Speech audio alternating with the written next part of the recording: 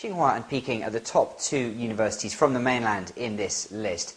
What are the relative strengths and weaknesses of these two universities? Actually, there's a certain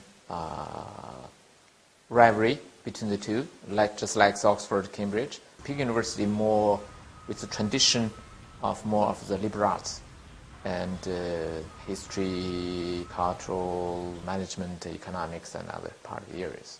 Tsinghua University also has a long tradition, but in the past 30 years in particular, it emphasized on the engineering. A lot of Western universities have huge endowments. What specifically is being done to improve universities here in China? And does that come from government funding or from private investment? That's a very important question. Because government support is important, but not sufficient. Right? To a certain extent, society as a whole, including private donations, foundations, corporations, other resources that also contribute. In the US and in the UK, there are many foundations, many successful entrepreneurs, when they get old, they wanted to do something. China only started the economy reform 30 years ago, right? And the companies are, if not the infancy stage, but is a rapid growth stage. So to this company grow, themselves need a lot of resources. Right? Once they grow, there are some entrepreneurs, a certain achievement, the generations, and they will consider they need to pay back to society. One of the best places to pay back to society is to give the money and to the university. Professor Wu pointed out that while every set of rankings focuses on different aspects, the reputation of famous institutions tends to carry a lot of weight. But he stressed that while Chinese universities may not be as old as some of their counterparts around the world, education in China is taken very seriously.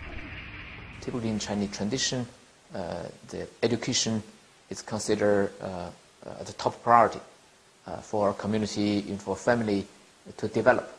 So that's why in this rankings, I think in the future there should be more.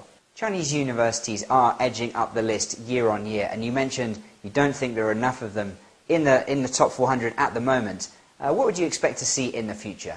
You see, this is a ranking of the top universities, right?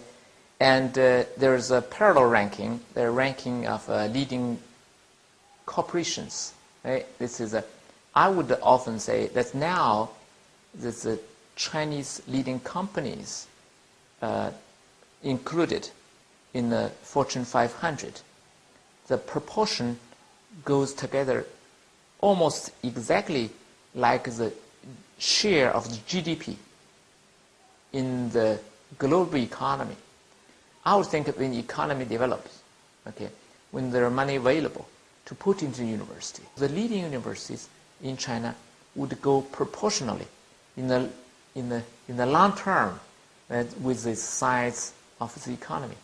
Can you envisage the day when a Chinese university is in the top 10 of a ranking system such as this? China started reform 30 years ago, right? Now it's make a remarkable achievement. If that trend momentum continues for the next 30 years, I'm very optimistic. Chinese university, one or two, and would be included in the top 10.